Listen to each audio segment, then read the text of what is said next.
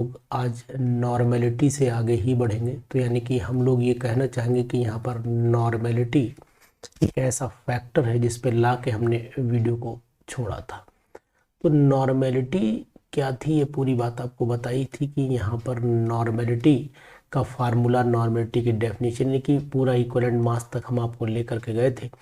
यहाँ पर एक चीज़ आपको आगे कंटिन्यू करना चाहते हैं कि अगर नॉर्मेलिटी में ही कुछ वर्ड ऐसे लिख करके आए जो आपको तकलीफ दें, तो उनमें से पहला वर्ड क्या हो सकता है। जैसे n/2 अगर कहीं पर लिखा हुआ है तो इसका मीनिंग जान लीजिएगा। इसका मीनिंग होता है सेमी नॉर्मल, यानी अगर हम इसे सेमी नॉर्मल भी बोलेंगे तब भी कोई दिक्कत नहीं है। और अगर कहीं पर n/5 लिखा हुआ है तो इसको हम लोग बोलते हैं पैंटी नॉर्मल। इसे सेमी की जगह यहाँ क्या बोलेंगे, पैंटी नॉर्मल बोलते हैं। और इसी तरीके से अगर कहीं पर n/10 लिखा हुआ है, जैसे n/10 हो जाए या n/100 हो जाए, तो n/10 को हम लोग बोलते हैं डेसी नॉर्मल, डेसी नॉर्मल बोलते हैं। और अगर n/100 हो जाए तो हम लोग इसे बोलते हैं सेंटी नॉर्मल, सेंटी नॉर्मल। इसी तरीके से अगर कहीं पर मान लीजिए 10n ही लिखा होता तो इसे हम लोग डेका नॉर्मल बोल देते। तो ये कुछ टर्म ऐसे हैं जो आपको ईजिली पता रहने चाहिए। कभी कभी क्वेश्चन में ये टर्म यूज़ कर लिए जाते हैं कि भाई ये सॉल्यूशन जो है वो सेमी नॉर्मल है, तो वो उस समय कंफ्यूज ना हो, इसलिए मैंने ये टर्म आपको बताया। अब एक चीज़ आपको और बता देना चाह रहे हैं कि यहाँ पर कि what is the relation between normality and molarity, यानी कि मोलैरिटी एंड नॉर्मेलिटी में क्या रिलेशन है। तो हम लोग हेडिंग बना लेते हैं। यहाँ पर हेडिंग हमारी हो जाती है relation between molarity and normality. तो मोलैरिटी और नॉर्मेलिटी में जो रिलेशन है वो हम लोग देख लेते हैं। सिंपल सा क्या रिलेशन हो सकता है। तो पहले तो हम इसको तोड़ने के, फार्मूले को तोड़ने की कोशिश करेंगे कि फार्मूला टूटेगा कैसे। कि मान लीजिए एक सिंपल सा मैंने यहाँ पर लिखा कि मोलैरिटी इज इक्वल टू हो जाता है वेट ऑफ सॉल्यूट। यहाँ मैंने लिखा आपका वेट ऑफ सॉल्यूट अपॉन, नीचे मैंने लिख दिया यहाँ पर gram molecular weight of solute, gram molecular mass of solute. और ऊपर मैंने मल्टीप्लाइड में 1000 डाल दिया और नीचे लिख दिया मैंने volume of solution in ml, क्योंकि 1000 ऊपर लिखा हुआ है। तो यहाँ पर हम लिख सकते हैं volume of solution in ml। अब इसको अगर फार्मूले को हम तोड़ना चाहें तो अब सिंपल सा हम इसको और भी रिलेशन, यदि ये तो आपको पता ही है वेट अपॉन मॉलिक्यूलर वेट होता है, तो मोलैरिटी का फार्मूला हो ही गया। अब इसको रिलेशन में कैसे लाएंगे, तो देखिए मोलैरिटी इज इक्वल टू हो जाएगा आपका नॉर्मेलिटी, नॉर्मेलिटी इनटू आपका यहाँ आ जाएगा इक्विवेलेंट वेट, नीचे आ जाएगा आपका मॉलिक्यूलर वेट। तो इस तरीके से हम इसको फार्मूले को ब्रेक कर सकते हैं। यानी कहने का मीनिंग मेरा ये है कि अगर नॉर्मेलिटी मोलैरिटी से रिलेटेड कहीं पर भी कोई क्वेश्चन आता है तो ये फार्मूला आपके लिए बहुत ही वरदान साबित हो जाएगा। और इसी तरीके से कुछ मैं फार्मूले आपको लिखवा रहा हूँ जो बहुत ही इंपॉर्टेंट है, इनको कहीं पर नोट कर लीजिएगा कि मोलैलिटी में अगर डेंसिटी कहीं दे रखी हो, मोलैरिटी भी दे रखी हो, तो हम लोग किस तरीके से फार्मूले को यूज़ करेंगे वो चीज़ में मैं आपको बता रहा हूँ। तो यहाँ पर हम लोग लगा लेते हैं। अब इसका मतलब फार्मूला एक और जान लेते हैं, वेरी वेरी इंपॉर्टेंट फार्मूला है। इसको क्या बोलेंगे, हम लोग लिखें molality, molality is equal to हो जाएगा ऊपर, तो यहाँ पर हमने ये एम लिख दिया, ठीक है। और नीचे हम लोग लिखेंगे डी माइनस, नीचे लिखेंगे हम लोग डी माइनस एम ले लेंगे। और इनटू हो जाएगा आपका molar mass of solute, molar mass of solute, यानी कि यहाँ पर मोलर मास हम लोग सॉल्यूट का कंसीडर कर लेंगे। तो आपने देखा कि देखो यहाँ मैंने मोलैरिटी लिखी हुई है, ये कैपिटल एम तो आप जान ही रहे क्या है, कैपिटल एम हो जाता है आपका मोलैरिटी। तो इन दोनों में रिलेशन यहाँ मिल गया। लेकिन अगर कहीं पर सिंपल सा रिलेशन हमें मोलैलिटी और मोल फ्रैक्शन में निकालना पड़ जाए तो उसका फार्मूला भी आप नोट कर लीजिए, फार्मूला बहुत ही इंपॉर्टेंट है। तो यहाँ पर आपको मैं बता दे रहा हूँ कि मोलैलिटी इज इक्वल टू हो सकता है आपका मोल फ्रैक्शन ऑफ सॉल्यूट, ऊपर लिखिएगा तो यहाँ पर लिख लेते हैं हम लोग mole fraction of solute, mole fraction of solute मैं ऊपर लिख देता हूँ और नीचे मोल फ्रैक्शन सॉल्वेंट का लिखना पड़ेगा। तो यहाँ पर लिख देता हूँ मोल फ्रैक्शन ऑफ सॉल्वेंट, क्योंकि आपको ये फार्मूले सब कलेक्ट करना पड़ेंगे इसलिए मैं आपको कलेक्शन दे रहा हूँ यहाँ पर। तो मोल फ्रैक्शन ऑफ सॉल्यूट नीचे मोल फ्रैक्शन ऑफ सॉल्वेंट कर दीजिए और यहाँ पर वही सिंपल सा मल्टीप्लाइड में 1000 ऊपर डालिए। तो सिंपल सा यहाँ मैंने 1000 ऊपर डाल दिया और नीचे मॉलिकुलर वेट ऑफ सॉल्यूट लिखेंगे लेकिन ग्राम पर ml में। तो यहाँ पर आपका लिख देंगे मॉलिकुलर वेट ऑफ सॉल्वेंट रखेंगे, मॉलिकुलर वेट ऑफ सॉल्वेंट रख दीजिए और ग्राम पर मोल का मतलब वही सिंपल सा मॉलिकुलर वेट ऑफ सॉल्वेंट का रखा जाएगा। तो आपका ऑटोमेटिक ये मोलैलिटी का रिलेशन मोल फ्रैक्शन के साथ में चला जाएगा। अब कुछ फार्मूले ऐसे हैं जो बिल्कुल आपको एकदम एट रैंडम पता ही होने चाहिए, जैसे कि पार्ट्स पर मिलियन में कभी कभी कन्फ्यूज़न होता है। तो ये पार्ट्स पर मिलियन क्या चीज़ है वो हम देखें कि पार्ट्स पर मिलियन क्या होगा। तो यहाँ पर हम लोग पीपीएम बोल देते हैं, इसे पार्ट्स पर मिलियन को अधिकतर क्या बोलते हैं, पीपीएम बोलते हैं शॉर्टकट में। तो अब इसमें क्या मिलियन का मतलब अगर आपको समझ में आता है तो ये समझ में आ जाए। जैसे मिलियन का मतलब क्या होता है 10⁻⁶। जैसे परसेंटेज में हम लोग 100 की बात करते हैं, कहीं पर परसेंटेज अगर मान लो हमने ले रखी तो बोला कि 2% है। अगर 2% का मतलब है तो आप जान रहे कि 100 में वो 2 ग्राम है। तो इसका मीनिंग ये होगा कि अगर हम लोग 100 में 2 ग्राम उठा रहे हैं तो सिंपल सा ये है कि अगर हम लोग मिलियन में बात करेंगे तो सिंपल हम ये कह सकते हैं कि भाई पीपीएम का मतलब पार्ट्स पर मिलियन क्या होगा वो चीज़ देख लेते हैं। तो ऊपर क्या रख देते हैं, मास ऑफ सॉल्यूट रख देते हैं, मास ऑफ सॉल्यूट रख दीजिए, सब्सटेंस रख दीजिए, इसका निकालना है मास ऑफ सॉल्यूट रख दीजिए और नीचे टोटल मास ऑफ सॉल्यूशन यानी कि सॉल्यूट प्लस सॉल्वेंट यानी कि total mass of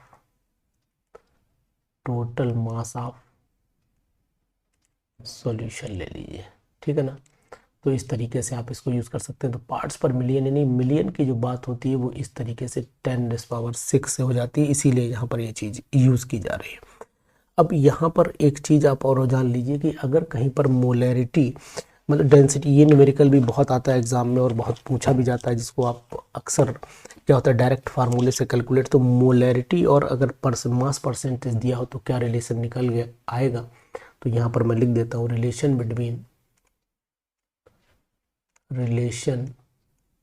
between molarity and mass percentage, mass percentage. अब इसमें हम लोग लिखेंगे फार्मूला क्या है कि मोलैरिटी इज इक्वल टू हो जाता है, मोलैरिटी इज इक्वल टू हो जाता है मास परसेंटेज, जिसे हम शॉर्टकट में ऐसे लिखते हैं इनटू डेंसिटी इनटू 10 अपॉन हो जाता है यहाँ पर मोलर मास। तो अब आपको किसी का भी मास परसेंटेज दे रखा हो तो डायरेक्ट यानी कि ये नहीं कि पहले वॉल्यूम निकालें, वॉल्यूम में कैलकुलेशन करें, चेंज करें, ऐसा कुछ नहीं करना है। डायरेक्ट वैल्यू डालिए फार्मूले के अंदर और आपको मोलैरिटी पता लग जाएगी। अगर यही केस नॉर्मेलिटी में पैदा कर दिया जाए तो नॉर्मेलिटी में क्या हो जाएगा, सिंपल सा यहाँ पर मैं रिलेशन फिर इसका भी बना दे रहा हूँ। नॉर्मेलिटी इज इक्वल टू हो जाता है, नॉर्मेलिटी इज इक्वल टू यहाँ पर आपका मास परसेंटेज तो वही रहेगा, इनटू डेंसिटी भी वही रहेगी, इनटू 10 भी वही रहेगा, लेकिन नीचे मोलर मास की जगह पे भैया आ जाएगा आपका इक्विवेलेंट मास आ जाएगा। जब जैसे इक्विवेलेंट मास आप रखोगे इसके नीचे तो आप समझ जाओगे कि भाई नॉर्मेलिटी के लिए हमें निकालनी है। तो ये चीज़ें आपको इसलिए ध्यान रहनी चाहिए कि भाई अगर अब पूछा जाएगा कि नॉर्मेलिटी निकालिए, इसकी डेंसिटी इतनी है, इसकी मास परसेंटेज इतनी, तो डायरेक्ट फार्मूला लगाइए और कैलकुलेशन कर दिए। क्यों इतना देर लगाएंगे, कोई दिक्कत नहीं होनी चाहिए। तो अब नॉर्मेलिटी का एक रिलेशन और भी आपको याद करवा देता हूँ, वो भी ध्यान रखिएगा। ये सब कलेक्शन आप नहीं कर पाएंगे क्योंकि ये सब बहुत सारी किताबों का कलेक्शन है। तो नॉर्मेलिटी इज इक्वल टू हो जाता है आपके सामने मोलैरिटी इंटू आपका वैलेंसी फैक्टर कहलाता है। वैलेंसी फैक्टर एक फार्मूला ये भी है जो आप यूज़ करेंगे किसमें, जो आप यूज़ करेंगे बहुत सारे एग्ज़ाम्स में, जो आपको बहुत बड़ा बेनिफिट देगा। ये फार्मूला आपको जल्दी कलेक्शन वाले एक जगह तो नहीं मिलेगा, वैसे तो मिलता ही है, कोई ऐसी नई चीज़ नहीं है, फिर भी आपको बताना चाह रहा हूँ कि ये चीज़ें आप एक पेज पर लिखते रहिए। और यहाँ पर एक जब ये फार्मूला बताया तो एक चीज़ मैं आपको सॉल्वेबिलिटी का रिलेशन और बताऊँगा। तो यहाँ पर नॉर्मेलिटी इज इक्वल टू, मैं दोबारा लिख दे रहा हूँ कि नॉर्मेलिटी इज इक्वल टू हो जाता है सॉल्वेबिलिटी। अगर मान लो कहीं पर सॉल्वेबिलिटी दे रखी तो सॉल्वेबिलिटी इंटू 1000 इंटू डेंसिटी, सॉल्वेबिलिटी इंटू, ये इंटू है यहाँ पर, इंटू 1000 इंटू डेंसिटी, और नीचे आ जाएगा आपका सॉल्वेबिलिटी प्लस 100 एक ब्रैकेट में डाल दीजिएगा, और इंटू यहाँ पर इक्विवेलेंट मास कर दीजिएगा। तो इस तरीके से नॉर्मेलिटी का एक रिलेशन आपके सामने और तैयार हो जाता है। अब यही अगर आप कहें कि सर नहीं इसका हमें रिलेशन मोलैरिटी से भी बता दीजिए, तो मैं मोलैरिटी से भी इसका रिलेशन आपको बता दे रहा हूँ, वो भी आप नोट कर लीजिए। यहाँ पर मोलैरिटी इज इक्वल टू हो जाता है, मोलैरिटी इज इक्वल टू वही सॉल्वेबिलिटी तो ऊपर ही रखनी जैसे अभी रखी थी हमने, तो वो यहाँ रख दीजिए सॉल्वेबिलिटी इंटू वही आपको सिंपल 1000 इंटू वही आपको डेंसिटी रखनी है, और नीचे ले आइए सॉल्वेबिलिटी प्लस 10, सॉरी सॉल्वेबिलिटी प्लस क्या रखा था, सॉल्वेबिलिटी प्लस 100, सॉल्वेबिलिटी प्लस 100 इंटू वहाँ इक्विवेलेंट मास रखा था, यहाँ पर रख दीजिए मोलर मास। तो इस तरीके से आप कैलकुलेशन कर सकते हैं। तो ये मैंने कुछ ऐसे फार्मूले आपके सामने रखे जिससे कि आपको जितनी भी कैलकुलेशन है वो इजी बने। यहाँ पर ये नहीं दिमाग लगाना कि भाई एग्ज़ाम में क्या करना है। एग्ज़ाम में आपको ये सिंपली कम समय में ज़्यादा से ज़्यादा क्वेश्चंस का आंसर निकालना, यही एक बहुत बड़ी कला होती है और यही आपके अंदर होनी भी चाहिए। तो मैंने एक चीज़ बताई। अब एक वर्ड आपने सुना होगा जिसको हम लोग बोलते हैं फॉर्मेलिटी। अब ये फॉर्मेलिटी वर्ड हमें क्या बताएगा, फॉर्मेलिटी को हम लोग एफ से रिप्रेजेंट करते हैं। फॉर्मेलिटी इज इक्वल टू हो जाता है हमारे लिए, ऊपर आएगा formality is equal to, simple ये होता क्या एक्चुअल में, ये फार्मूला वेट होता है। तो मास ऑफ सॉल्यूट ऊपर आएगा और इम्पेरिकल फार्मूला मास नीचे रख लीजिए, या फिर यहाँ पर लिख लीजिए आप टोटल ऊपर लिख लीजिएगा मास ऑफ सॉल्यूट, मैं इसको अलग तरीके से लिख रहा हूँ मास ऑफ सॉल्यूट, और नीचे इम्पेरिकल बताया जाएगा आपको, ये इम्पेरिकल फार्मूला मास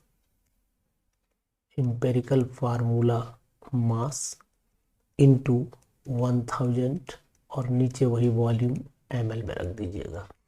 इस तरीके से फॉर्मेलिटी निकाली जाती है। और फॉर्मेलिटी के लिए अगर हम कहें तो ये का इसका मतलब हुआ कि फॉर्मेलिटी इज इक्वल टू हो जाएगा, ऊपर हो जाएगा number of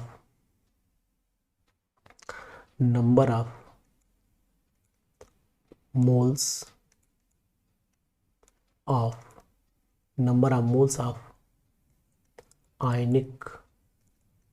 ionic solid upon formula mass multiplied by 1000 और नीचे आपका क्या आ जाएगा वॉल्यूम ml में। इस तरीके से भी फॉर्मेलिटी निकाली जाती है। यहाँ पर मॉलिकुलर मास की जगह आपका फार्मूला मास यूज़ किया जाता है, क्योंकि क्या होता है कि यहाँ पर जो मॉलिकुलर मास और फार्मूला मास में जैसे आयनिक कंपाउंड जितने भी होते हैं, जैसे NaCl है, NaCl का जो हम लोग यूज़ करते हैं, इसका हम लोग टर्मिनोलॉजी यूज़ करते हैं इसमें फार्मूला मास, यानी कि वहाँ पर हम लोग यूज़ करते थे मोलर मास, यहाँ पर यूज़ कर रहे हैं फार्मूला मास। तो ये टर्मिनोलॉजी आपको ध्यान में रखनी पड़ेगी जिससे कि यहाँ पर गलती ना हो। अब एक चीज़ आपको बहुत ज़्यादा इम्पॉर्टेंट मैं बताने जा रहा हूँ। और इस चीज़ को आप ध्यान रखेंगे, जब भी हम लोग नॉर्मेलिटी मोलरिटी में रिलेशन यूज़ करते हैं तो वहाँ पर एक रिलेशन हम लोगों को पढ़ाया जाता है जिसका नाम है, जैसे कि मान लीजिए हमारे पास दो कंपोनेंट है, एक कंपोनेंट ए है और एक कंपोनेंट हमारे पास बी है। तो इसका नॉर्मेलिटी जैसे इसकी निकालनी तो एन ए हो जाएगा, इसका वॉल्यूम क्या हो जाएगा, वी ए हो जाएगा, ये दोनों बराबर हो जाएंगे, यहाँ पर एन बी हो जाएगा, यहाँ पर एन बी वी हो जाएगा। तो इसको हम लोग ऐसे लिखते हैं कि N one V one is equal to क्या हो जाता है, एन टू वी टू। लेकिन अगर कभी मान ली दो चीज़ों में सॉल्यूशन मिलाएगा तो यहाँ पर N one V one plus N two V two is equal to, मान लो तीसरा सॉल्यूशन n3 बन गया, टोटल मिला के ये फिर वॉल्यूम हो जाएगा। तो इस तरीके के भी कुछ क्वेश्चंस इसी तरीके से पूछे जा सकते हैं। नॉर्मेलिटी के साथ में आपको मोलरिटी m1 v1 प्लस आपका m2 v2 is equal to निकल करके आता है m3 v3। ये फार्मूला भी बहुत फ़ायदेमंद हो जाता है, क्योंकि यहाँ पर अगर दो या दो से ज़्यादा सॉल्यूशन का मिक्सचर तैयार किया जाता है तो उस समय ये फार्मूला आपकी मदद करने वाला है। और ये फार्मूला एग्ज़ाम में भी बहुत, इस पे न्यूमेरिकल्स आ ही जाते हैं, अक्सर मिल ही जाते हैं न्यूमेरिकल्स, तो यहाँ आपको दिक्कत नहीं होनी चाहिए। तो अब एक ये आपने टर्म सीख लिया कि यहाँ पर मोलरिटी नॉर्मेलिटी से रिलेटेड जो बातें थी वो आपको मैंने बता दी, इस पूरी मोल कंसेप्ट में बताई। अब देखिए क्या है कि सिंपल सा, मैं ये तो आपको बताऊंगा नहीं कि भैया कि लॉ कितने थे, तो गैसियस लॉज आपने पढ़े हुए हैं, इनको आप पढ़ेंगे। गैसियस लॉज को भी आप पढ़ लेंगे कि गैसियस लॉ कौन से, law of conservation of mass, law of reciprocal proportion, इस तरीके से वो गैसियस लॉज भी आपको ध्यान रखने हैं। और इसके बाद इसमें ध्यान रखना है आपको क्योंकि सबसे जो, जैसे अब डाल्टन थ्योरी है तो डाल्टन थ्योरी तो मैं पढ़ाऊंगा नहीं कि तो डाल्टन थ्योरी क्या होती है, ये तो छोटी छोटी बातें हो गई, तो इसको भी नहीं बताना है। गैसियस लॉज आपको सिर्फ ध्यान रखने हैं, ये हमें पढ़ना नहीं है। और तीसरा टर्म, हमको छोटे छोटे टर्म का जो कन्फ्यूजन, जैसे इम्पेरिकल फार्मूला मास, इस पे बहुत बड़ा डिस्कशन नहीं करना है, इम्पेरिकल फार्मूला मास, लेकिन इसके न्यूमेरिकल्स जरूर लगाएंगे, इम्पेरिकल फार्मूला। और चौथा टर्म हमारे लिए यूज हो जाता है मॉलिकुलर फार्मूला। कौन सा टर्म यूज होता है हमारे लिए, मॉलिकुलर फार्मूला का टर्म हम लोग यूज करेंगे। अब यहाँ पर क्या होता है कि एक फार्मूला, जब मॉलिकुलर और एम्पेरिकल फार्मूला जैसे वर्ड आ गया तो molecular formula is equal to हो जाता है, molecular formula is equal to हो जाता है 2 इंटू वेपर डेंसिटी। यानी कि अब इसका मतलब मॉलिकुलर, तो एक फार्मूला ये भी यूज होता है, एन इज इक्वल टू, ऊपर आता है फार्मूला मॉलिकुलर मास और नीचे आ जाता है आपका इम्पेरिकल फार्मूला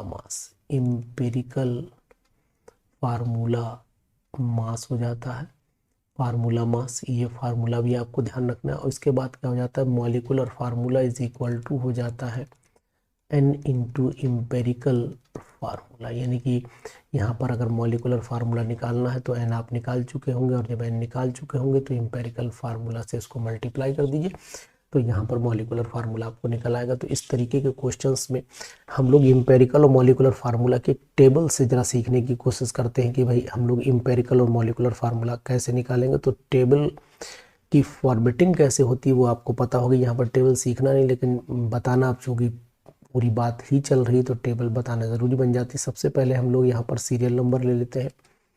यहाँ पर सीरियल नंबर लेने के बाद ये हमने यहाँ पर सीरियल नंबर ले लिया, इसके बाद मैंने यहाँ पर एलिमेंट ले लिया, ये मैंने यहाँ पर एलिमेंट ले लिया, यहाँ पर इनका मॉलिकुलर मास, या इस तरीके से हमने मॉलिकुलर मास ले लिया। उसके बाद जो परसेंटेज गिवन होगी वो ले लिया। यहाँ पर आरएनए यानी relative number of atoms is equal to कैसे निकालते हैं, मास परसेंटेज डिवाइडेड बाई यहाँ पर मोलर मास हो जाता है। और यहाँ पर आपका आ जाएगा सिंपल रेशियो आ जाएगा, और सिंपल रेशियो के बाद यहाँ पर अब आपका लास्ट में आ जाएगा इम्पेरिकल फार्मूला।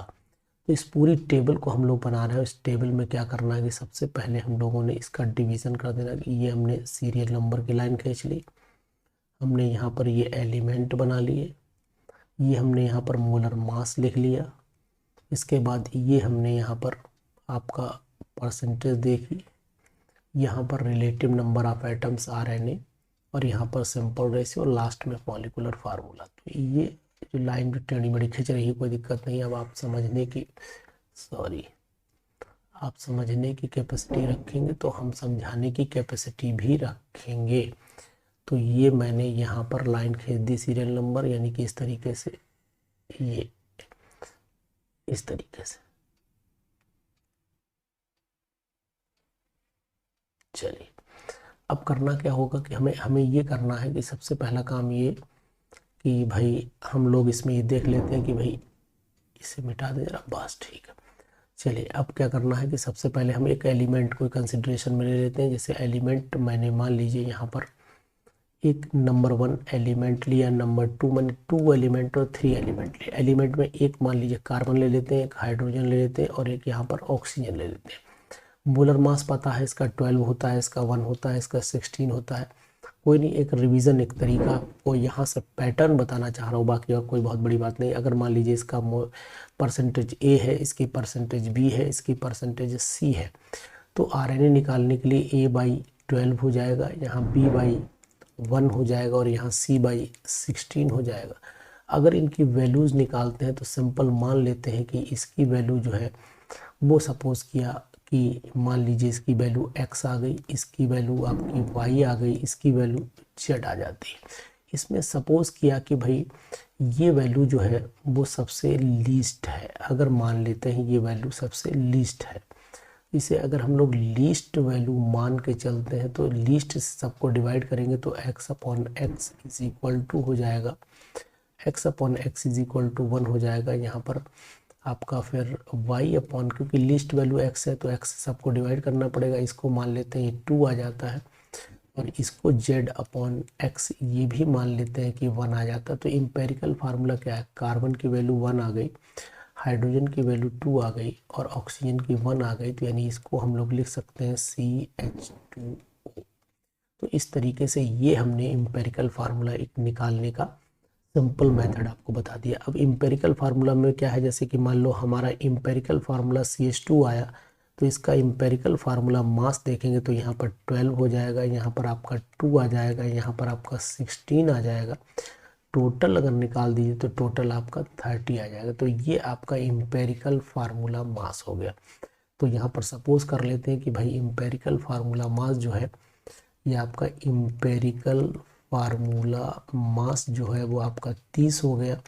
और यहाँ पर मॉलिकुलर मास मान लीजिए, सपोज कर लेते हैं कि मॉलिकुलर मास यहाँ पर 60 दिया हुआ है, सपोज किया हुआ, सपोज चलिए कर लेते हैं इसको, सपोज कर लिया। अब करना क्या है कि n निकालना है, तो n इज इक्वल टू हो जाता है molar mass upon empirical formula mass. तो ये हो जाएगा आपका 60 डिवाइडेड बाई 30 मीन्स 2 आ गया।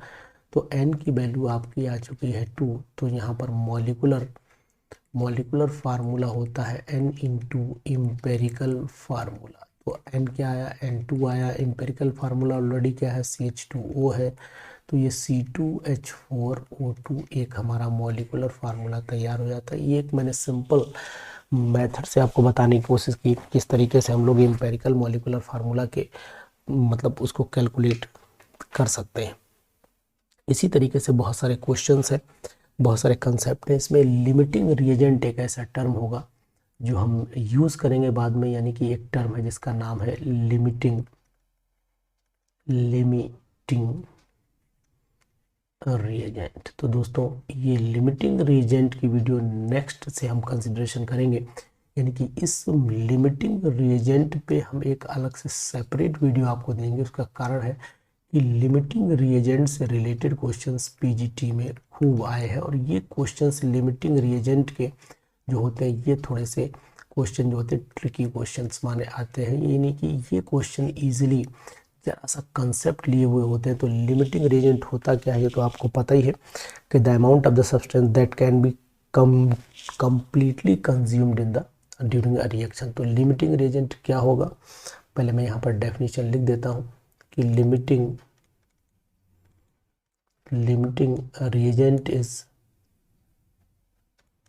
reagent is defined as limiting reagent is defined as the amount of the amount of substance that can be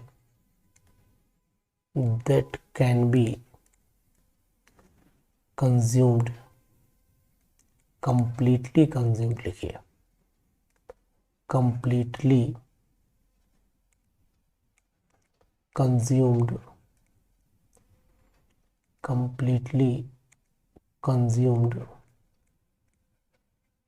during a chemical reaction, during a chemical reaction। अब इसमें क्या है कि जैसे कि मान लीजिए कोई एक रिएक्शन लेना है, उस रिएक्शन में सिंपल सा हम ये बात करें कि एक रिएक्शन में ये हमारा एक रिएक्टेंट है और ये हमारा दूसरा ये R1 है, ये मान लेते हैं दूसरा रिएक्टेंट R2 ले लेते हैं, ये दूसरा रिएक्टेंट हमारे पास में R2 है। अब इसमें से मान लीजिए कि ये R1 टोटली कंज्यूम हो गया रिएक्शन में और यहाँ पर इस तरीके का कोई बड़ा प्रोडक्ट बन गया जिसे R1 प्लस R2 बोल दीजिए या R1 R2 कुछ भी बोल दीजिए। तो इसका मतलब ये टोटली कंज्यूम अगर हुआ है रिएक्शन के अंदर तो ये कहलाएगा आपका लिमिटिंग रिएजेंट, और ये जो कम्प्लीटली नहीं कंज्यूम हो गया बच गया इसको हम लोग बोलते हैं एक्सेस रिएजेंट। तो इस पूरी रिएजेंट यानी कि लिमिटिंग रिएजेंट पर मैं एक फुल वीडियो आपको अलग से दूंगा, तो इसको आप अभी हिंट के तौर पे याद रखिए और इसके लिए वेट करिएगा। आपको नेक्स्ट वीडियो में ज़रूर बताऊंगा कि what is the meaning of limiting reagent and how can you solve the questions based on the limiting reagent, ये बात भी बताऊंगा। और जितने भी मल्टीपल चॉइस क्वेश्चंस हैं, यानी कि अगर हम लोग बात कर लेते हैं कि भाई मल्टीपल चॉइस क्वेश्चंस की, तो मल्टीपल चॉइस क्वेश्चन की डिटेल भी अब हम इसके बाद लगाएंगे। मल्टीपल चॉइस क्वेश्चंस और साथ में हम इसमें लगाएंगे मैच द कॉलम्स भी लगाएंगे, इसमें मैच द कॉलम्स भी लगाएंगे और साथ में हम लोग लगाएंगे इसमें आपके असर्शन एंड रीजन।